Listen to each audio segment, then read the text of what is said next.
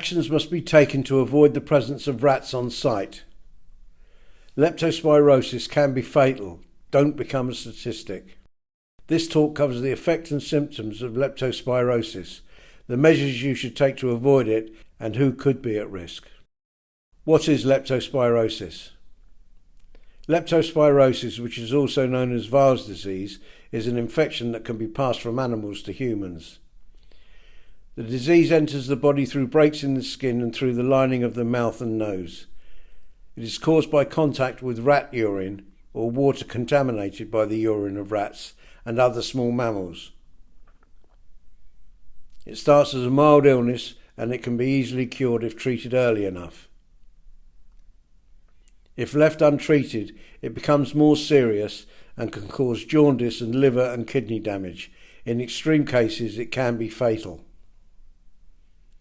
The initial symptoms are very similar to flu, such as headaches, chills and muscle pains, so it is possible that you could ignore the symptoms or be treated for the wrong illness. Who is at risk? Workers in areas that show evidence of rat infestation are classed as being at high risk. In general, all workers should be aware of the dangers of leptospirosis and take added precautions on refurbishment and demolition projects.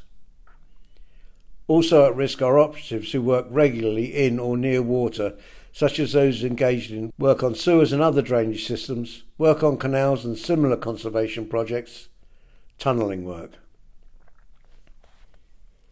What can you do about it?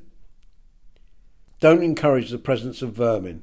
Carefully dispose of waste food, especially on sites that are wet or adjacent to rivers and lakes.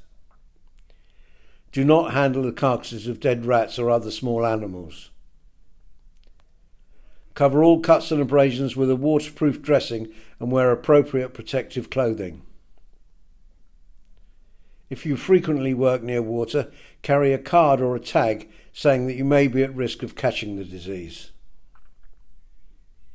Exercise good hygiene by washing hands before preparing or eating food and taking meals and drinks away from the site areas that may attract vermin. Be aware that you can catch the disease if you get water in your mouth and nose after falling into a watercourse. See your doctor immediately if you think you are infected. What should you do if you become aware of an increasing rat population? How can the disease enter the body?